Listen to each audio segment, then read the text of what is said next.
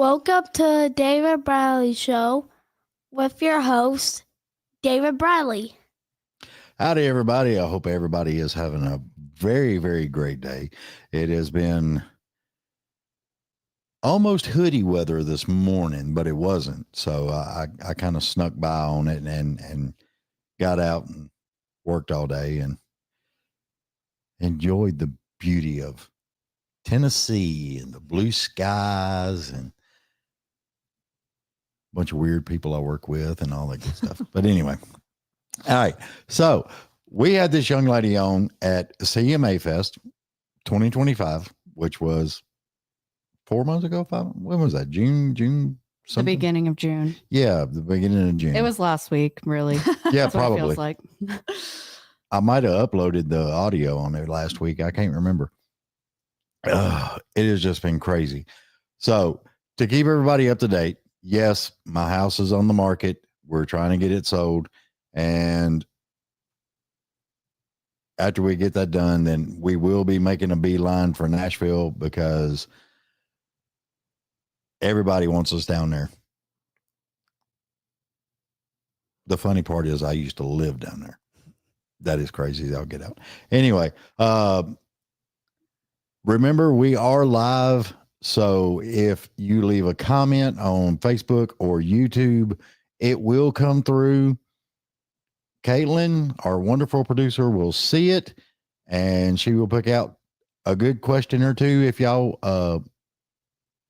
send them in on comments. And we're going to get going and have some fun because I have been dying to get this lady on the show ever since I seen her. And we are going to have a little bit of fun. Everybody, please welcome Noelle Toland to the show. Am I still saying your name right? You are. Good job. I think I asked you that at CMA Fest. I couldn't remember. But there were so many things going on out there. Oh my God. I'm glad you survived CMA Fest. Me too. Me too. It's a lot, but it's so much fun. Well, I mean, it's just it gets crazy out there with all the people and everything else. Yeah, so much going on. It's an amazing time, and just be around country music lovers. It's like the best thing in the world. Oh yeah, it's a lot of fun out there. Yeah. What always blows me away every year, the PR people are bringing y'all around to us and all that other stuff, and setting the appointments and making schedules. And Julie's on the phone with some of the PR people, and they're like, "We just got out of here. We're running 5 minutes late. We'll be there." Yeah. And it's just like, I kept saying during the whole damn show, the PR people and the artists, they need to really like have carts with y'all running around or roller skates. Ooh, I think roller skates would be awesome. Well, that'd be fun. I'd be falling all over the place. Roller skates or roller blades? It doesn't matter. Okay. I'm old school, so it's skates to me. Okay. The blades thing, I don't know. Yeah. I don't think I could do that. I don't know if I could do either, honestly. Well, it's been so damn long. I'd probably bust my ass right off the bat. Everybody be laughing, all kinds of stuff. It'd make good for, good conversation. Well, yeah, because Caitlin's got a bad habit up there. She will catch me at impromptu times, and she will take a picture of whatever I'm doing at the moment. Oh, really? One time she got a picture of me, and I was sitting at the microphone because we had like a stand, and I was just like, and she took a picture of that. And then I was laying on the floor trying to get my back to pop because they was locking up on me. Oh, no. She takes a picture of me laying on the floor. I make memes out of them. It's funny. You do? That's yeah. funny. She has fun with that shit. I love it. It gets crazy. The first year, it's like a little emoji thing that I'll randomly send him. Yeah. He's like, "You still have that?" Yes. I think it's hilarious. So we didn't get into a whole lot at CMA Fest. Mm-hmm. Now we can. Let's go. So what's happening? Yeah, I have a new song coming out at midnight called "I've Been Led." I I'm know. really excited about it. I'm tickled to death because it's like I said, when I seen you at CMA Fest, you had done some things And now after CMA, you're like exploding. You're getting all kinds of stuff going on, and the songs that are just coming out of you, I'm just like, holy crap, girl, where did that come from? You know? Thank you for saying that. I appreciate that. Well, I mean, you the one thing I really liked, each song you write, whether you're using a co-writer or not, there is a part of Noelle in those songs. Yeah, that's a good observation. Yeah. And that's what I love, because it's all about the storytelling. Yeah, for sure. And I love that. Yeah. Because, sometimes you have writers that are writing songs that they have no freaking clue. They just sounded good. Yeah, this song, I've Been Led, I wrote with Tyler Winther, a really good friend of mine. And we also, we wrote this song as well as I'm Just a Wino and You're an Arrow around the same time. Right. And now I've Been Led is the final song from that group of songs I've released. So it is funny. There is a little bit of me in each of those songs. I'm Just a Wino, like I love drinking wine. And what's your favorite? Depends. I don't discriminate. I love all of them. That was a really fun song to write. I grew up on a vineyard, so I think my veins kind of run with wine in a way. That is awesome. But I love Cabernet, Pinot Noir, nice chilled glass of rosé, Sauv Blanc. See, I never really got that in depth as a connoisseur of wine, but there's times I'll just stand in the aisle section and look, and when the bottle strikes me. Oh yeah. So you judge a book by its cover. Yeah. And I'll grab it. And sometimes it's a letdown. And sometimes it's a holy shit, that's good. Yeah. No, that's true. I really look at labels, and sometimes it says a lot about the vineyard, honestly, of how creative they are. Yeah. It's all about marketing at the end of the day. Well, I fell in love with Apothic Red. Okay. I think I've heard of that. The flavor of it, everything. Is that like the black label with red? Okay. Yeah. I've seen that. And no, Apothic Red is not sponsoring this show. They can. We'll take your calls. Oh God. But yeah, I got to where I like that. And then when my son and his wife, when they first found out she was pregnant, they went out and bought a bottle of Apothic Red. And on the back of it, she, did that crisp cut stuff and labeled on it, drink me because you're going to be a grandpa. And I'm like, holy crap. Okay. That's so sweet. And yeah, being smart, I figured I'd just wait until he starts actually getting in trouble. Then I'll drink one. That's funny. You never know. Yeah, that's a nice gift. So where exactly was you born and raised at? I'm from Oregon originally. I grew up in a little town called North Plains. I was born in Portland proper. But yeah, I grew up on a little vineyard up until I was 7 years old in North Plains, and then moved to nearby town called Hillsboro, which is where I went to high school, and left when I was 18. So how long was the vineyard actually in your life? About 7 years. That's not bad. It was more of a hobby for my parents. Yeah. We grew Pinot Noir around the corner. I don't know if you play golf, but there's a very famous golf course nearby where I grew up called the Pumpkin Ridge Golf Course. And they were drinking pumpkin wine. Yeah, the road I grew up on was called Old Pumpkin Ridge Road. I actually was back in Oregon recently and drove by the street I used to live on. It was cool going back down memory lane. Yeah, it was a great place to grow up. I'm an only child, so I spent a lot of time by myself out in the middle of nowhere and in the wilderness, and living with my imagination and my dog Max, who's my best friend. And it was a great place to grow up. Yeah, that's funny because I was an only child. Okay. So you get and it. my favorite dog was Midnight because he was a almost completely black German Shepherd. Mm-hmm. But he had a way of whenever mom made me mad or dad got on to me about something. Yeah. And you could go out in the backyard and just sit down in the yard and that dog would come up right next to me Mm-hmm.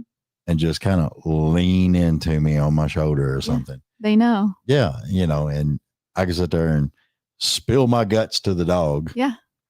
Cheapest therapist in the world. Cheapest and the best audience. I was always putting on shows and singing, and he never booed once. Awesome. He's probably trying to figure out what he was doing. Yeah. So. Oh my gosh. I love dogs so much. I have a pit bull German Shepherd rescue now, and she's just my entire life.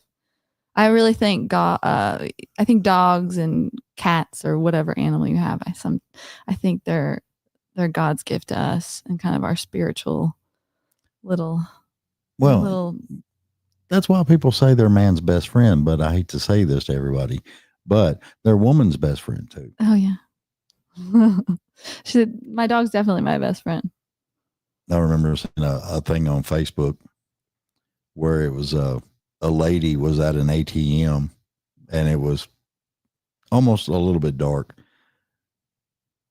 but she had two dogs that were looking behind her while she was at the ATM. Oh, and I'm like, ain't nobody gonna mess with her.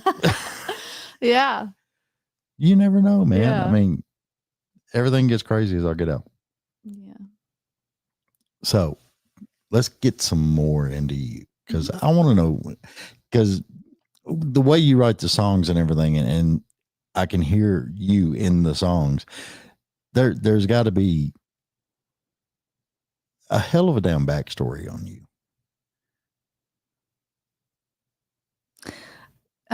Yeah. So I grew up listening to country radio and just fell in love with songs through the airwaves. My mom listened to country music, but she also loved singer-songwriters. Yeah. So she'd play Carly Simon, James Taylor around the house. And my dad loved soul music. So I grew up with Al Green and Aretha. And so I had this kind of meeting of the minds of those two genres. But I spent a lot of time in the car with my mom, sitting in the back seat. And my mom was a realtor growing up. So I spent a lot of time going to houses with her. And I was kind of like her unpaid assistant. But so I spent so much time in the car and listening to country music and just fell in love with the voices and the songs and the stories behind the songs. Songs like Don't Take the Girl. Every time that would come on, it was like, okay, stop, crank it up. And then I'd cry and I'd put myself in that story and just that song has got to be one of those. When he first came out with that and I was listening to it, I was like, I ain't gonna lie, I was almost in tears because I mean, holy crap. I know.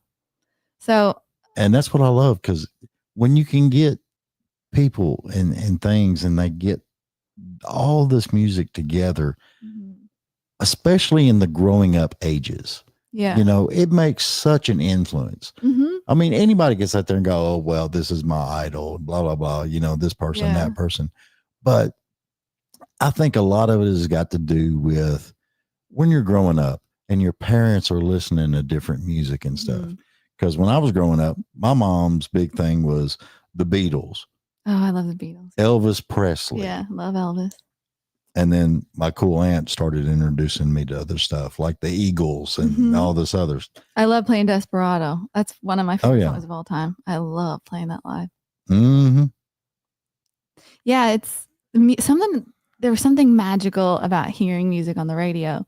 So as a kid, I was like, I don't know where it's coming from, but this is so cool. And it was like magic to me. And I had no idea how how the music was coming through the airwaves and I knew, oh, that's Trisha Yearwood on the radio, but I didn't know how she got on the radio or how that song was composed and created. And it's just, music to me was so magical and so mysterious. And it was something I was always interested in. And I started singing in my kindergarten choir. So that was the first time I was on stage.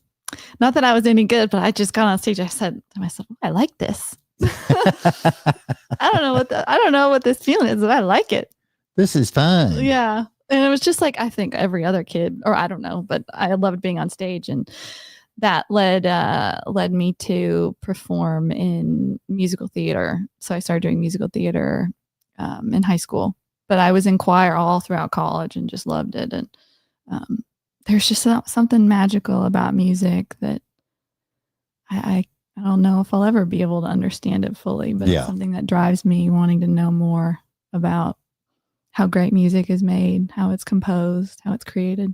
See, what's funny is you did musical theater, and I've talked to several artists. They actually got their start in all of it in musical theater. And I'm just like, I just think it's cool as all get out, because it's there in the schools still, you know, and you can go to this and you can do that. And how they help out young artists, teaching them things. Oh yeah, I learned so much from the shows I did. I was Lena Lamont and Singing in the Rain. I don't know if you've ever seen that movie. Yes. I think I only got that part because I could do the crazy high annoying voice. What's wrong with me? Like that. But it was the first kind of big role I had. Yeah. And I had a solo, and I had a bright white Marilyn Monroe wig that I wore. And that would have drove me nuts trying to wear a wig. It was a lot. I almost dyed my hair. I have naturally really dark brown hair, and I almost dyed it or bleached it blonde for the role. And then I thought, okay, I'm maybe that's not the smartest idea. But I was like, I'm going method. But that musical theater, I think, is so important for kids to just be able to express themselves and to learn about, you know, the craft of acting and music. And I'm really supportive of the arts in schools. I think it's really important. Yeah, because it amazes me, especially the different things that they have in schools nowadays. You know, the theater, the choir, I was in choir. Oh, you were? Yeah. And what were you at? Let me think. Were you a bass? Later on. Okay. But that was when I was in choir with my dad at church. And it was weird because my dad's voice is actually deeper than mine. Oh, wow. So he would have like one range on the bass, and then I would be like a couple steps right above him. So we covered a whole bass area. That's awesome. What a cool thing to be able to share with your dad. Yeah. That's really cool. It was pretty wild, man. I mean, it was the whole music thing was actually kind of like, you know, with what you was talking about. Mom and dad listening to music all the freaking time, you know. And it was I remember after my first divorce, this is where everybody goes, ha ha. Anyway, he called me one day and he said, "Hey, what are you doing tonight?" And I said, "Nothing." And he said, "No, bring your butt down to Denim and Diamonds," which used to be a big country bar here in Nashville. It's a cool name. Yeah, it was actually a cool bar. And I didn't know, but Dad had been taking country dance lessons. Really? At his work. Oh, that's awesome. And I go out there, and I'll be damned if this old man ain't out there cutting a freaking rug, man. Line dancing? Is that? He did the Sweetheart Shottas, Cowboy Cha-Cha. He did some line dancing stuff. And it was just wild as all get out. It's so cute. I want to learn those dances. It was a lot of fun. Go to Nashville Palace. They do line dance classes and stuff. I've been wanting to. I've been there, but I've never gone to when they have the line dancing. I'm not a great dancer. I've got like 2 left feet. But well, that's why I'm not a pop star. If I was to go dancing, I can do the slow dance real good. Oh yeah, I'm easy. really good at that. Yeah. I just sway. You ain't got to worry about it that way. But he taught me the Sweetheart Shottas and the Cowboy Cha-Cha, and I was adequate. You know, I could go around the floor, you know, but I don't know. I had private tap dance lessons for when I auditioned for Sing in the Rain when I was in high school. I worked so hard and for hours and hours and hours. And I remember the audition for the dance portion because the acting and the singing I could do, but then the dance, it was the most difficult thing for me. Oh yeah. Well, I mean, I remember the movie, the old movie. Oh, it's so good. Where he's got it's raining and he's out in the street and he's got the freaking umbrella and all that stuff. I've memorized some of those moves. Oh yeah, that's awesome. Because I mean, who can't dance in the rain, you know? That's that scene is so iconic. I love Gene Kelly. Yeah.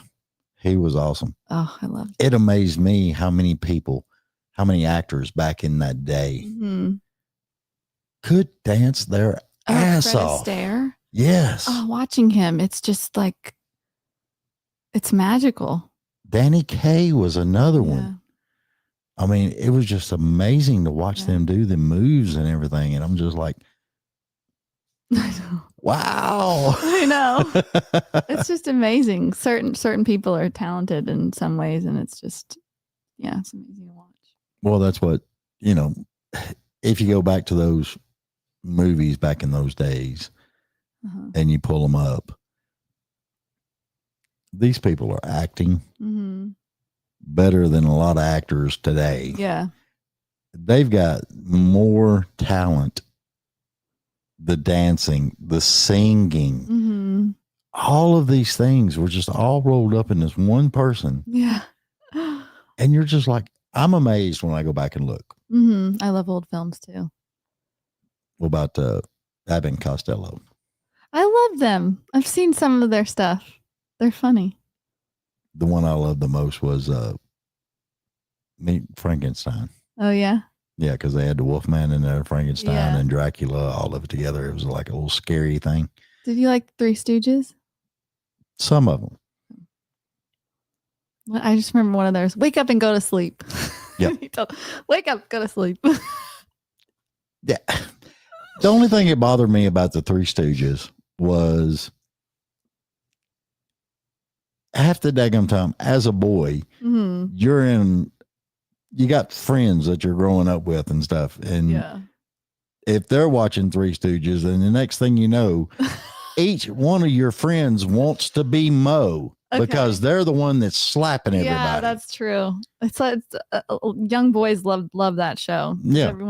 They're all hitting each other. Just beating the crap out of each other all the time. It doesn't matter. Yeah. You don't see that with girls. Girls don't do that. No. But I did like did you see the Three Stooges remake they did? No, I didn't. You ought to see it. It's actually pretty good. Is it good? I have high expectations. You never know. It gets crazy. Who's in it? I can't remember his name. There was 3 actors in there, and they were actually really, really good. Is Will Ferrell in it? No. I don't think Will Ferrell was in it. I don't even think he was a bad guy in it. We need somebody here that can look it up on Google. Oh, wait a minute. We have somebody that's looking it up on Google. How about that? Usually when I say something, Julia start pulling it up. So. Do. Wait, do you remember what year it was out? Yeah, 2012. It was actually pretty good. There was something about who? Who?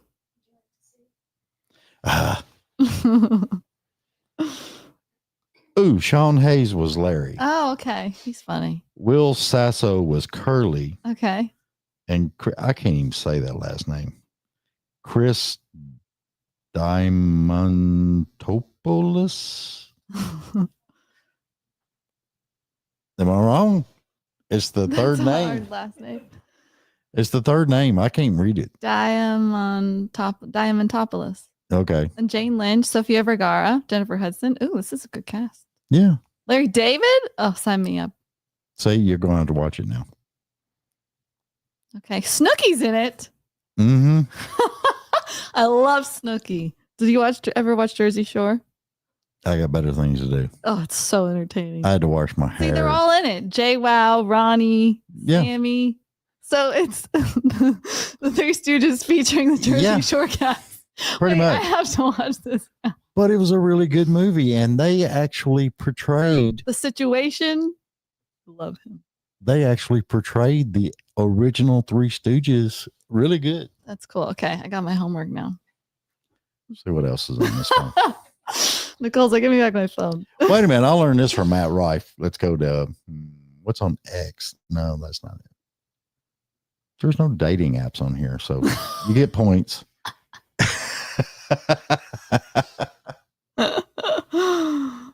Oh, don't do dating apps. They are a disappointment.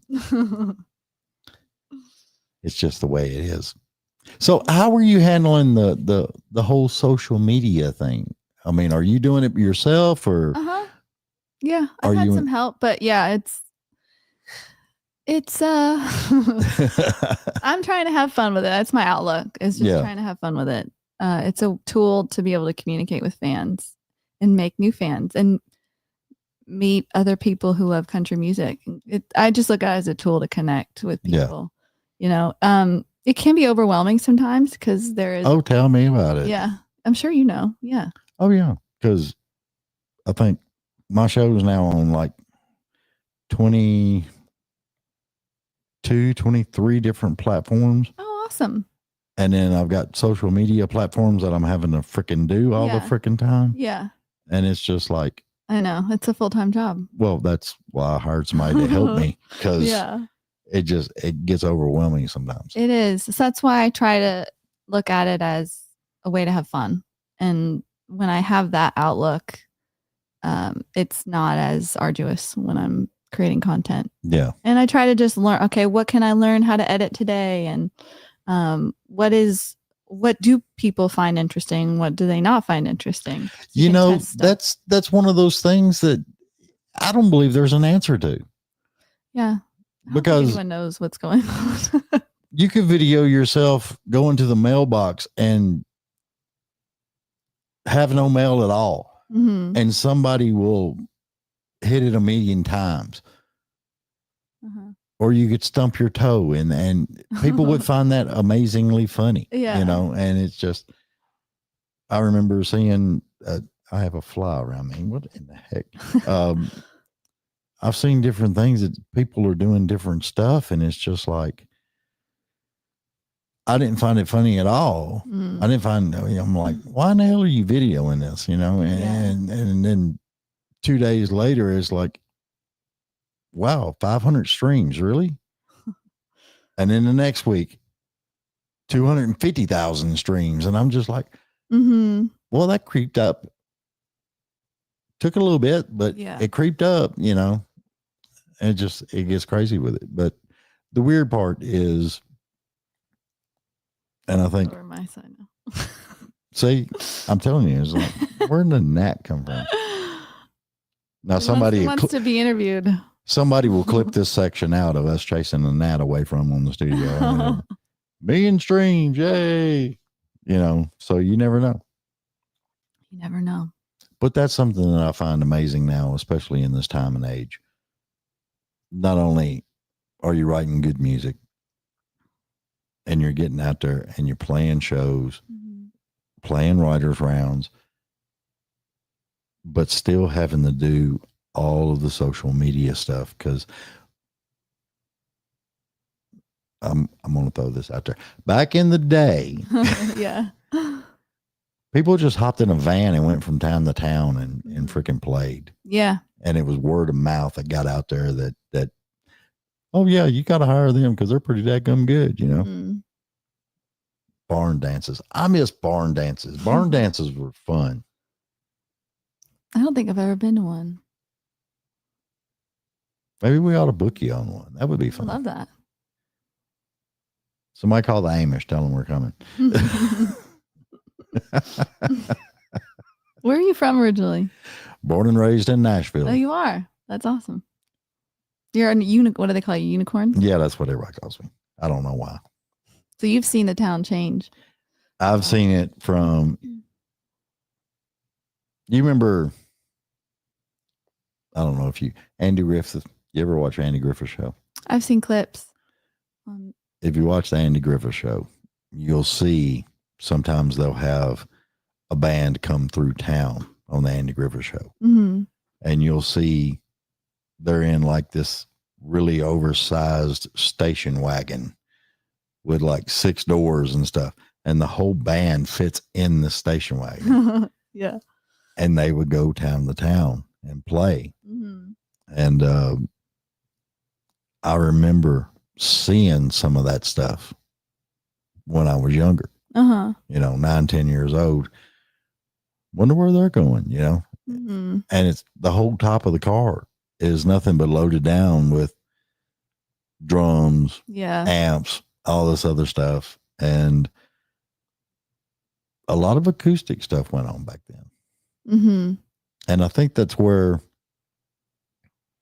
I have a love for acoustic stuff. Yeah. It's like even like rock bands and stuff. I love it when they'll sit down and do an acoustic set of their music. Mm-hmm. Every time MTV Unplugged would come on, I would be right there. Yeah. I was just like, yeah, play it, Yeah. because there's something about that acoustic sound, the richness of it. It's intimate. Yes. Mm-hmm. Yeah, I agree with you. I think it's awesome as I get up. Yeah. It's raw and intimate. Mm-hmm. But when they plug in that Les Paul now. I played one of those once. It was really cool. It was when I was first taking guitar lessons. It's like, oh, this is like really slick. Yeah. Compared to my acoustic guitar.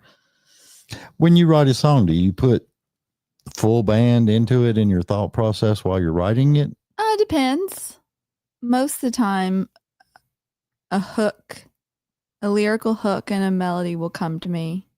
And then I start fleshing it out. And then sometimes I'll run to my piano and plunk out what the melody I'm singing. So figure out what key I'm in. Then I'll usually go to my guitar and then use the Nashville number system to figure out what chords will go with that note or whatever I'm playing. And then I'll kind of plunk it around and then figure out the story of the song. Like what would make the hook make sense.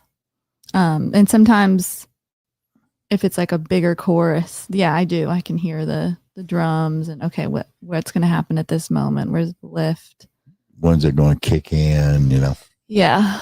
So sometimes, but yeah, most of the time it's a lyric and a melody that hit me, and then I figure out what the story is, and I try to, because you can't, when that inspiration comes, it's fleeting, so you got to get it down. Mm-hmm. And it's exciting when you get something that's good, and you go, oh, that's good. Okay, let me figure out, and everything. It's like the whole world stopped. You're like, I got to get this down.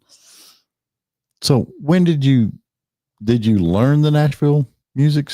Yeah, when I moved here. That whole, yeah, I've never really. It's a godsend. Did you ever learn it? No. No. Oh, it makes songwriting. It makes songwriting a possibility for me. Because it's I know different writers and everything else, and they tell me it's a godsend for when you're like, oh crap, I got 15 shows I got to go play. Yeah. And you're getting new artists to go with you. Mm-hmm. And you do like a little rehearsal, but if anything ever happens when you're on stage at a show, you can always just turn around and go 1, 3.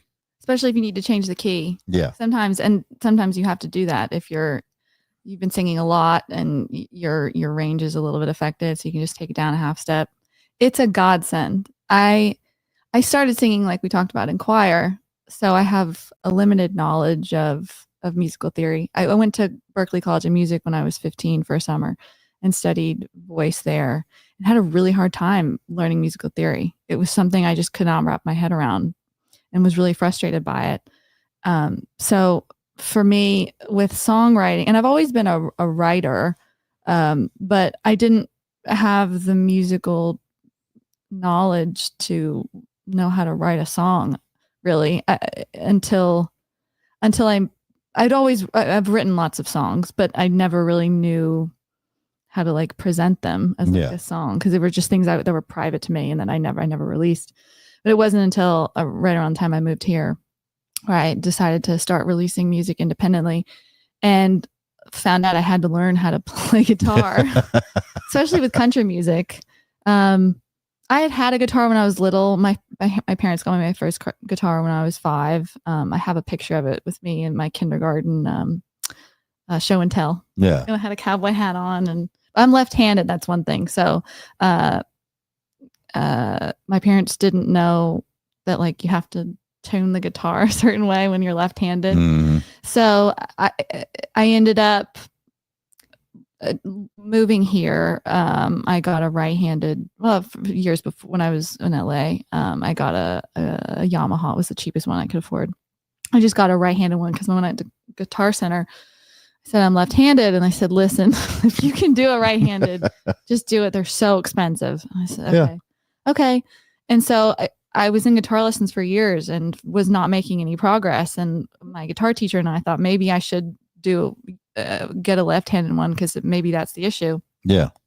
But it wasn't until I learned what the Nashville number system was that things started to really kick in. And by no means am I Jimmy Page, but I'm able to, get by, and I'm able to write songs now with the Nashville number system. But it was a game changer for me because I was able to, I know four chords. For instance, my first song that I started to promote is called Sun Will Rise. That was the first song I was able to play on guitar. Right. And there were 4 chords in it and with a capo. So I was able to perform that live. And then having done that, I was able to build confidence and build off of that. And there were a couple times where I would notice I'd be working really hard, practicing and being frustrated, and there's that note again. No, I didn't do it. I did not call him back. You could see it on the camera that time. Could you? Oh, that was So cool. we're not crazy. You're not crazy. He wants to be interviewed. He's like, hey, I have some input on this Nashville number system stuff. Yeah. We're not sitting here smoking meth and watching Nats. So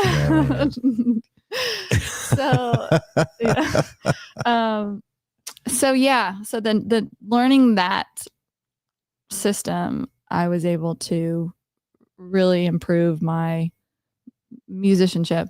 But it opened so many doors with songwriting, especially being in a room with other musicians who know what they're doing. Going, okay, the 1, okay, I think, okay, the 6 and the 4 and the 5 and then the 2 minor, so it also gave me confidence. So if anyone out there thinks they don't know how to play guitar or that they'll never be able to learn, just learn the Nashville number system. Oh yeah. And you'll be amazed. I always wondered, like, who came up with that, Yeah, a guy that was working with the Jordanaires back in the 50s. That's the a long Jordanaires? time. Yeah. Okay. So they were in the studio all the time and had all these songs they had to record. And the keys were always changing. I think his name was Neil McCoy. I believe that was his name. But the Jordanaires created it. And, wow. And so, because they had all these songs, and so they figured out, why don't we if we just do it in numbers, and all we have to do, we don't really need to redo the whole song for everyone. We can just use the numbers, and then because the numbers stay the same. So, for instance, if I want to sing a Chris Stapleton song or Randy Travis song, I just need to know the numbers, and then I can. Honestly, you can just move the capo up and down the fret. Yeah. And then just change whatever key you need to go to. It's so cool. Neil Matthews Jr. Not Neil McCoy. Who's Neil Matthews Jr.? Why was I saying Neil McCoy? There's someone named Neil McCoy playing at Palace next week. Oh. Maybe that's where you saw it. I don't know. I don't know. That is hilarious. That is funny. I was like, wait a minute. That's so funny. Well, shout out to Neil McCoy. Who's playing the Palace next week. Yeah, go see him. Ask him about the Nashville number system. Oh God, That's that is hilarious. So you like piano too? I have a piano. I've been wanting to take more piano lessons, but it does help me with songwriting, figuring out the melodies and going, okay, where am I going here? Because everything happens in my head first, Right. because I'm first and foremost a singer.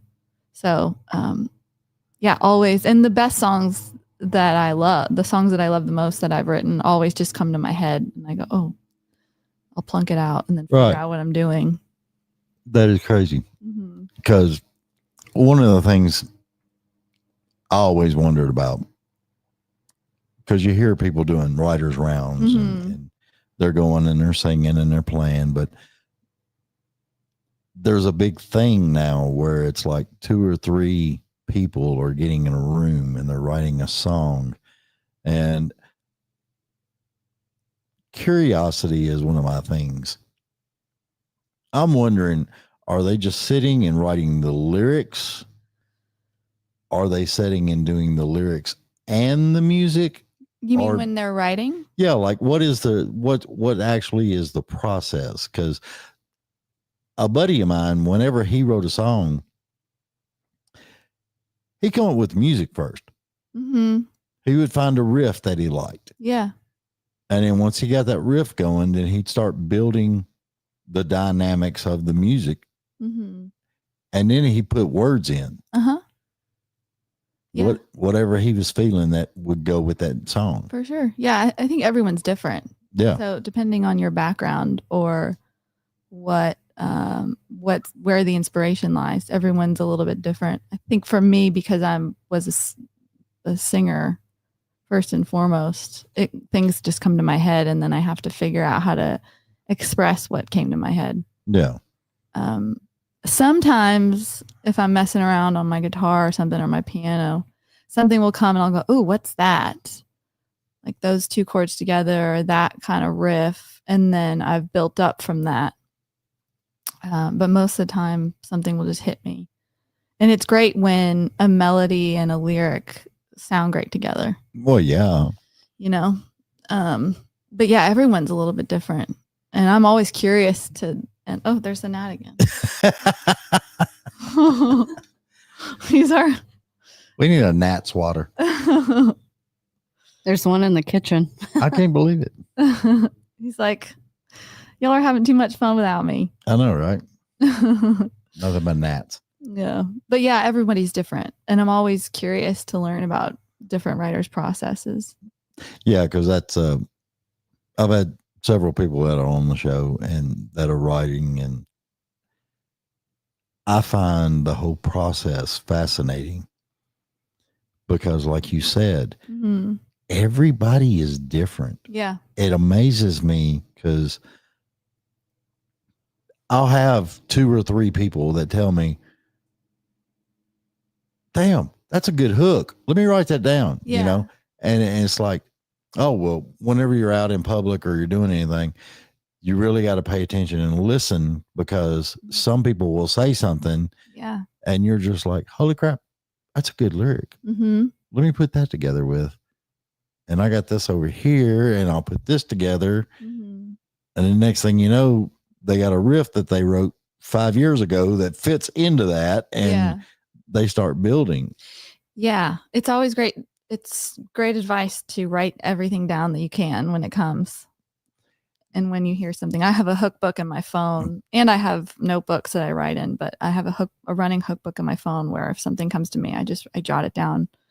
So I don't forget it. And then when you go into a co-write, a lot of times people, you start throwing out, okay, I got this idea. And then a lot of times you'll go, okay, let's build off that. Yeah. And then you kind of go, okay, what musically, what are we thinking? And then you play a few chords and then you go from there and then you build the story. That's in my experience. There are times where, with I've Been Led, when I wrote that, I was visiting my friend in LA and I had recently moved here. And she asked me, what's it been like in Nashville? Like, what's it like there? And I said, I feel like I've been led. And she goes, oh, that's a song. That's Yeah. a good title. And I said, oh yeah, okay, you're right. And that weekend when I was home, when I was there at my friend's house, I ended up writing it with my friend Tyler. And she, my friend Viv, had a guitar at her house. It was an old Yamaha. I just remember picking that up and playing around and thinking about the story of the song. So yeah, there's inspiration everywhere. Oh yeah, it amazes me because I was real bad when I was driving truck over the road. I could take songs at 3:00 in the morning when you're driving and bored out of your freaking mind. Yeah. And I would take songs that you've heard them 100 times, but when they start playing and you're bored, here's a great opportunity to change some words up. Let's have a little bit of fun with it, you know, and get all that going. And you just have fun and pass the time, you know. That's one of my big things. I think every song out there needs to be heard. And if one of those songs actually makes the hair on your arm stand up and you get in a good groove with it, and it's just, man, that's a good freaking day. I love that. I love that. So what was weird though was we was talking about the Nashville numbers and everything and how you learned all that. But you've got a song called Nashville Numbers. Yeah. When did you just like one day sat down and go, you know what?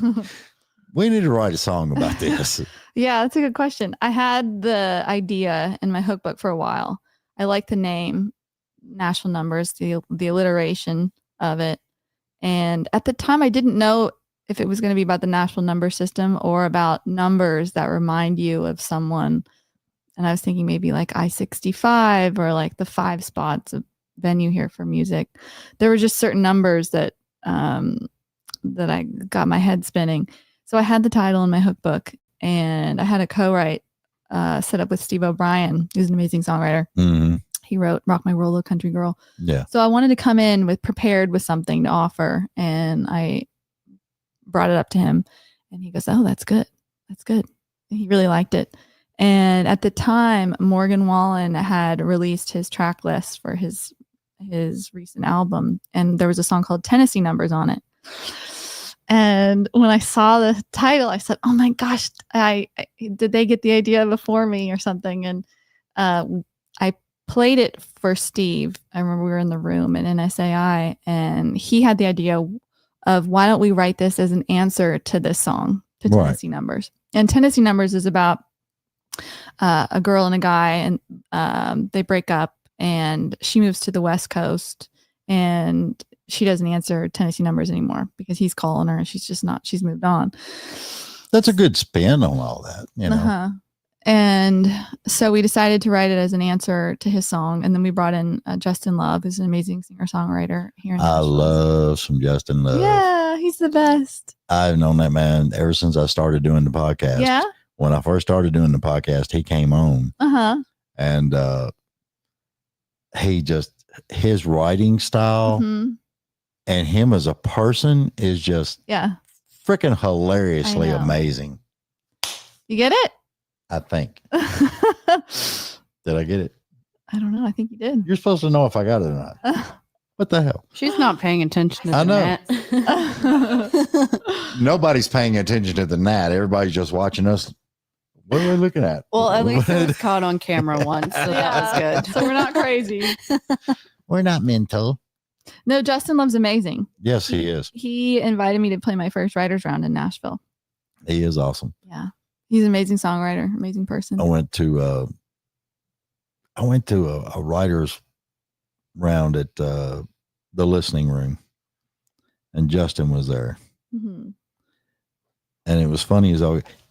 Whenever he plays, that leg gets to going, man. And he was up there, and it was one of those days where the crowd wasn't really rowdy. They were kind of more quiet, you know? And I just felt like Justin was fixing to do something. You could see him reading the room, you know, and the way he was acting, and Yeah. he got to that little pause in the song, and I swear that Texas crazy boy, Dadgum. That's his favorite saying. it was woo, real loud in the crowd and Yeah. and all that good stuff. And I was just like, damn. And everybody laughed. They livened up, man. It was funny as all get up. I love some Justin. Yeah, me too. Anyway, I want to hear the song. Yeah. You done got me intrigued now. Should we play it? Sure. Okay. Caitlin's already got you dialed in and all that good stuff. Get comfy. Love it. That's why we chose these chairs, because the arms were smaller. Is that good? Yeah, but you got to pull the mic over to you now. What is that? The positioning okay? Okay. How's that? Look at there. Yeah, She's you're she's good on looking my end. professional now. I'm trying. I need my fly for my backup singing. I'm sure he'll fly by unless David did Probably get it. I don't know. I don't know if I got it or not. So this is Nashville number. Yes. This is Okay, Nashville numbers. cool. Right.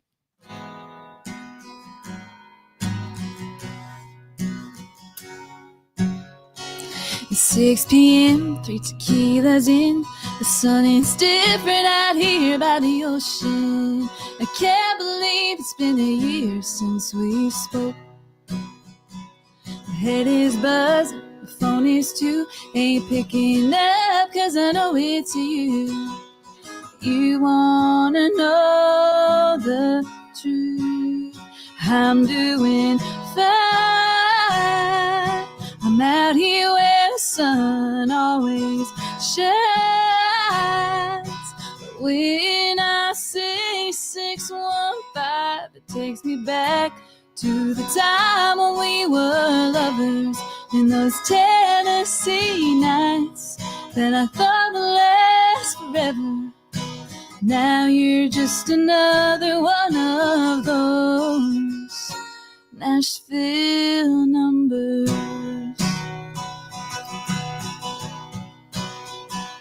You played me on and on like a fool. I played along. Gonna grab a napkin and a ballpoint pen to write you a song. 3 chords in, truth pours out. So if you're listening now, when you hear this on the radio, then you'll know I'm doing fine. I'm out here where the sun always shines. But when I say 615, it takes me back to the time when we were lovers in those Tennessee nights that I thought would last forever. Now you're just another one of those Nashville numbers.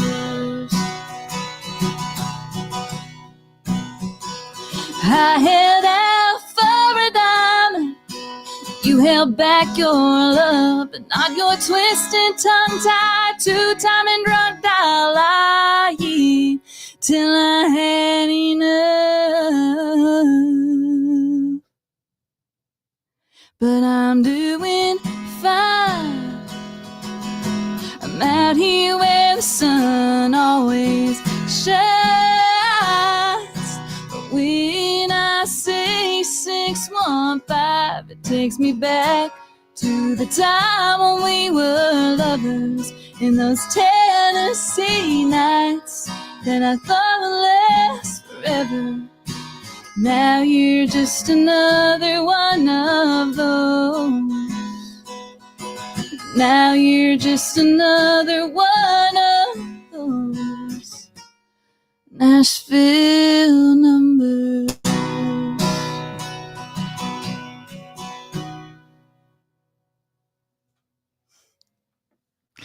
Run back memories. Because I drove a truck and I had girlfriends. Oh, yeah. And they probably looked at me as a Nashville number. Oh. But back in the day, I mean, it was home phones. We didn't have cell phones. Yeah. That's true. That's good though. Or I really certain like that. area codes. Yeah. It was long distance to call the next county. What are you talking about? Uh-huh. It was nuts. But I really like that. Thank you. No, I ain't gonna ask that. Anyway.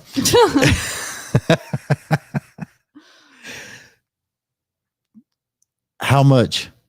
I'm gonna ask it a different way. I think I know what you're going to say. You think? Well, I ain't gotta ask it then. Okay.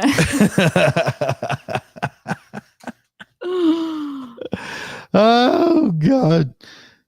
Cell phones get you in trouble nowadays. They can. You can actually tell them what number to put on there. What do you mean? You can go to get a new service. Yeah. Give them your mom's address and say, okay, can you put it at that address? And then they'll give you the phone number to that address. And it could be Wait, hold on. wherever you want to be at. What do you mean? Just give them the address.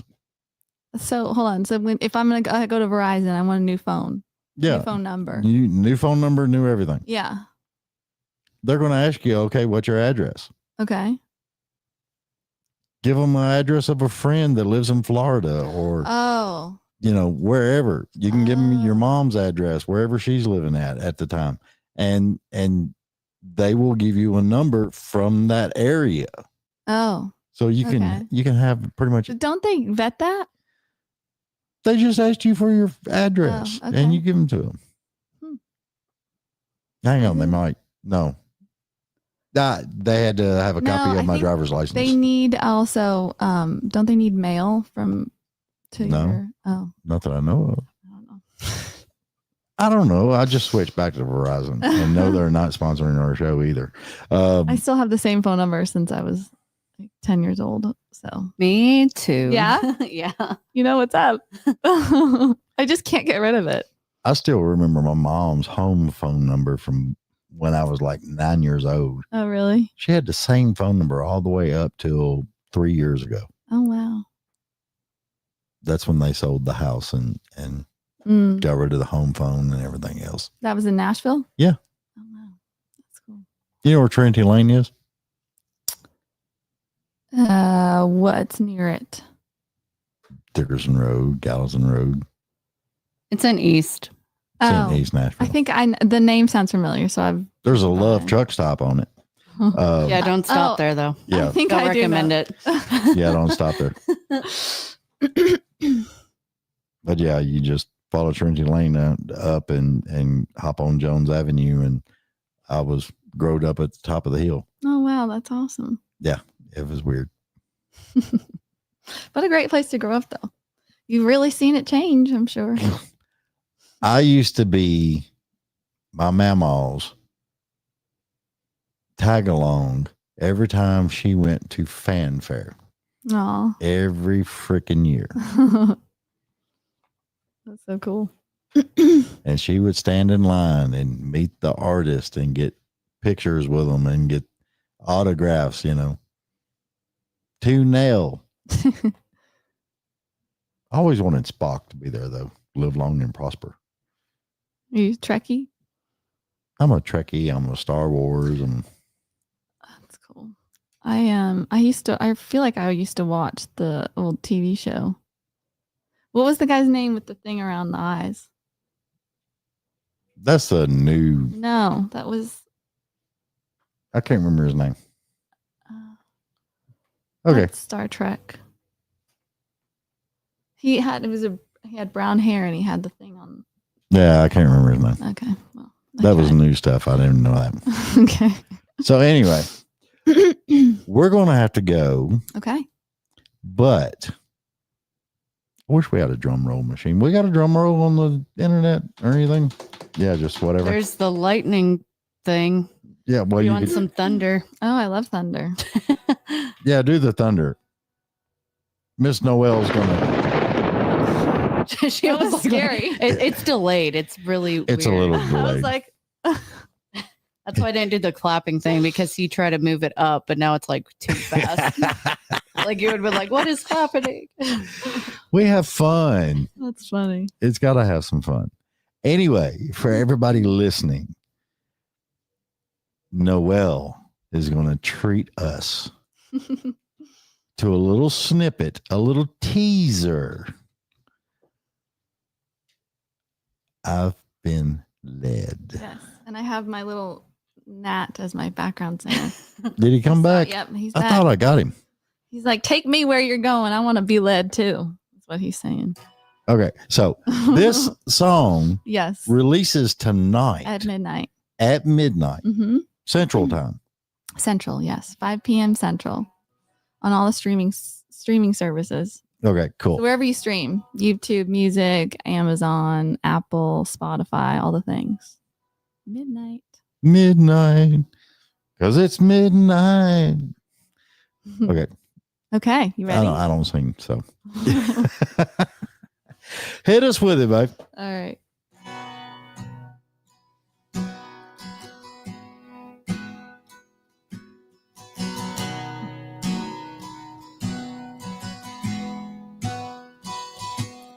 She made the move to Nashville, no plan, just a dream. She loaded up her old Dodge, got rid of everything. They all said, don't even try, you'll never be a star. She had her head up high and let her faith guide her heart. I've been led by your word, with you by my side, I am undeterred. I can do anything because your love strengthens me. So when I follow where you lead, I'm where I'm supposed to be. I've been led.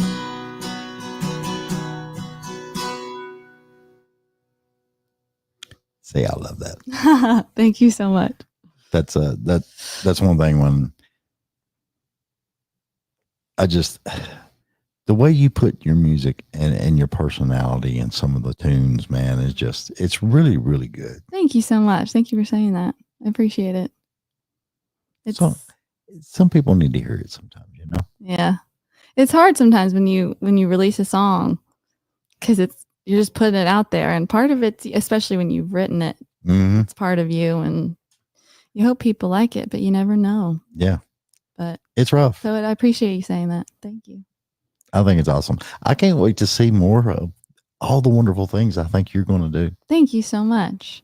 It's going to be cool as I'll get out. Thank you. Well, I appreciate you having me on. This has been so much fun. Yeah, because when we get the studio in Nashville, we'll get you back on, Oh, I'd love that. and then you can bring like a couple other guitar players with you, and maybe a cajon. And, Ooh, did you know that?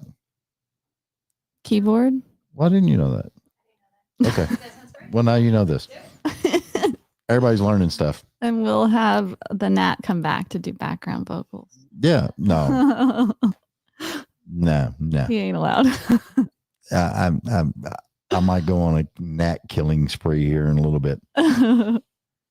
Anyway, Noelle, thank you so much. Thank you so much. Thank you. Tell everybody where they can find you. Yes, my website is noelletoland.com, and my socials are at Noelle Toland on all the social media sites, and then on TikTok I'm at Noelle Toland Music. Awesome. I love it. And I can't wait to see. You got any shows coming up? I do. Everything will be on my website soon. We're working on some dates. Okay, sweet. Stay I love tuned. Yeah. Because we're fixing to start going into that Christmas type Yeah, area. Which is my favorite time of the year. Well, My name is Noelle for a reason. That's almost the start of a Christmas. Yeah, My name is Noelle. for a reason. One day I want to do a Christmas album so bad. One year. I love Christmas. Well, I'll very graciously come and record "Ho Ho Ho" for you. I love it. I'm holding you to that. I'll just be in the back. Ho ho ho. I feel like I need to gain weight or something for that. I don't know. Well, I got Let you got the some gray beard go. cookies to eat. Yeah, I know, right? Making me fat. No. I love it. Noelle, thank you so much, hon. Thank you so much. Appreciate And it. everybody check out Noelle and listen to this. Her little I've Been Led. That was a teaser. Remember, tonight at midnight, you can download the whole freaking song and enjoy the crap out of it because it's got one hell of a story in that song. And if you've moved to town, you're going to get it. Every daggone bit of it.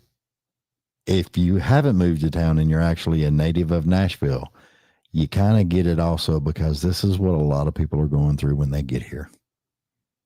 And it's awesome. Thank you so much. I You're appreciate welcome. that. Thank you. All right. We're going to get out of here. Everybody be good. Love you. Mean it. Bye.